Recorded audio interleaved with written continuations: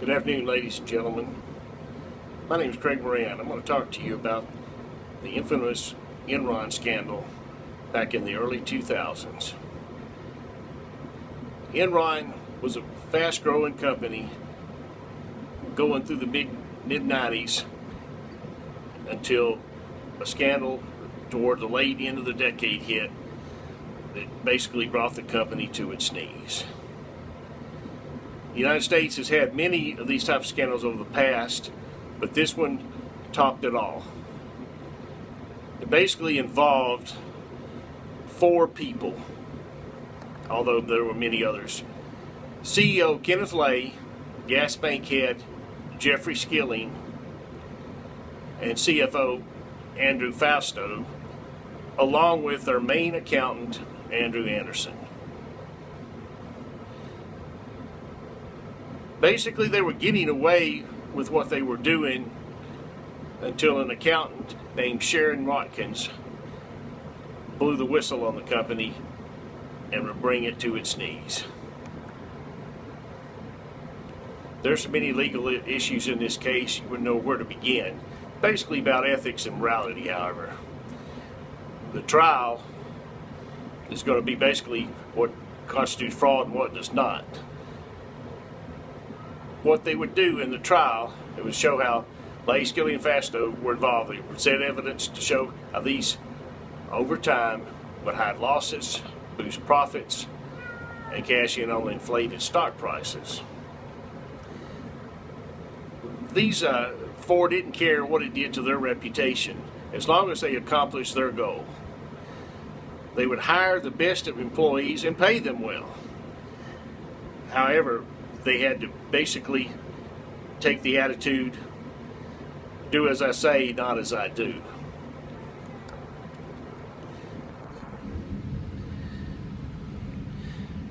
The court, of course, in the end had to look at various different things, but some of the main things that I discovered in reporting I had done was basically some deceptive accounting and financial strategies, faulty financial reporting, defective governments, which included organizational culture, employee appraisal and compensation system, organizational system, leadership style. These types of things were what the top 3 in this case did. Mr. Anderson, auditor, was pointing out to basically cover up the books to hide all of these money and fraud and laundering and what they did.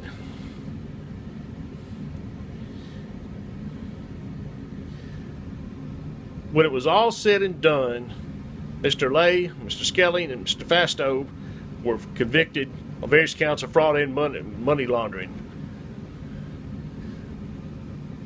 Mr. Lay was convicted on 10 counts, and he was served 5 to 10 years in prison. He passed away in 2006, and before his term was up. Mr. Skilling was sentenced to 24 years, along with a fine of $45 million. Fausto got off a little bit easy by pleading to 2 counts and received a sentence of 10 years. At a later time, that was reduced to 6. When all this happened, Enron was ranked as the 6th largest company in the world. Its shares were worth $90.75 at their peak in August 2000 and dropped to 67 cents in January 2002. Basically, the company ended up declaring bankruptcy when it was all said and done.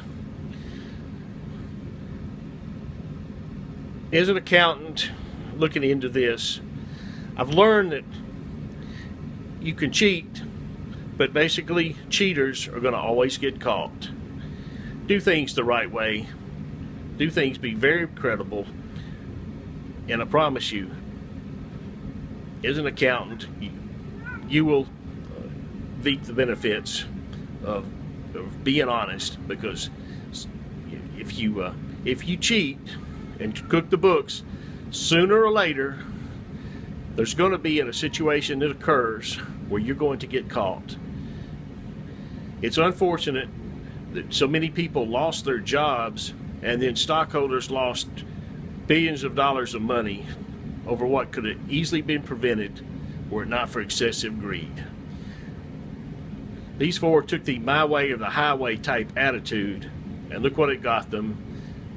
And look what it just basically destroyed their families, their work history, and destroyed the lives of many, many innocent people. Ladies and gentlemen, thank you very much for your time. Appreciate it, and you have a good afternoon.